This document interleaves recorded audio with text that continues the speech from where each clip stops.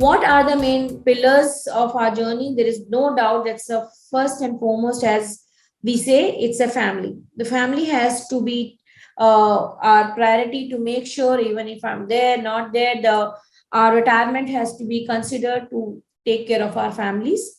Because day to day things has to be taken. So that's another things when I do for a retirement planning and I ask somebody how much you spend in a monthly basis and all, or what we call a household income or an expense. So I was asking somebody how much household expenses you have, and that person says 20,000. I said, no, no, there's something's wrong. Let me write it. We have a Excel to write one by one. And any guesses how much he must have got it at 10? The 20,000 person who wanted to spend how much when we started in Excel, how much money must have come? Any guesses?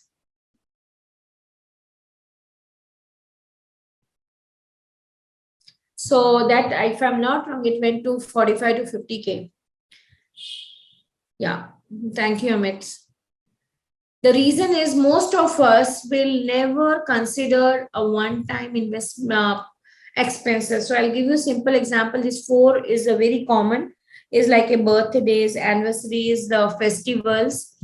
These, and one or two we will may buy some digital gadget or something is not working at home that you buy once a year. Maybe it's a TV, laptop, or mobile, or whatever it can be, or washing machines or something. Like I keep asking Anil that, okay, we wanted suddenly in Bangalore, like 2 months, it was just raining like anything. And I was telling even we need 100% dryer. Suddenly I felt it. I don't know. But in India, we didn't have 100% dryer because we normally dry outside.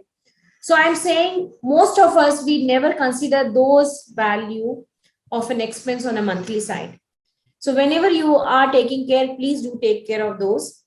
Freedom from a mind, very good part of it. We have to be ready ourselves. Try to understand risk. So risk is, I'm talking about financial risk. Risk can be reduced, but it cannot be avoided. So I saw a few in one of the groups, they were trying to say that there are NCDs and NLDs are coming, and some of the I don't know how to rate that, but yes, some of the banks or NBFC are giving the bank FD rate at 8.75 to 9. And somebody asked me, can I take? And I said, if you want, you can take it, but you have to understand there is a risk also. Then they said, being an FD, why there is a risk? So I said, no, because you have to understand if somebody is giving you 9% and above, so it means that that person is lending also around 12 to 13% plus somewhere else. And that person has to recover and then give it to you across. So that person came back to me a year back saying that that bank is closed and I'm not getting the money. So I sometimes trying to understand, please, the fundamental of a bank never change. Bank says that I will deposit and I will lend. If my deposit is only, I'm giving you around 9%, 12% returns, means my lending is 4 to 5% higher than that. If I'm lending at that so high, you have to understand the what risk level you can have it. So on a concept level, if whenever you wanted to think about it, risk, so low risk is government bond yield. Yield means returns on that time because it's not a thing. Try to understand what is the government bonds because they are the most one of the safest one. If they are giving me 4.8 now, tax-free bonds, so 4.8% is the easiest way with the lowest risk somebody can get, means around 5%.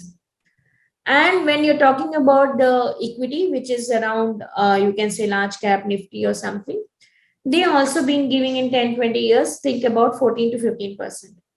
So if you are in between, we call a balanced one, we call weighted average. So you take 50% of 6% and 50% of 12%. So we will say 9 to 12%, 10%, you will get a balance. So these are the risk levels. So risk and return is a proportionate to each of them. So don't say like, okay, I don't want a risk, but please give me a crypto or give me the 2x, 3x, 5x in a 1 year perspective.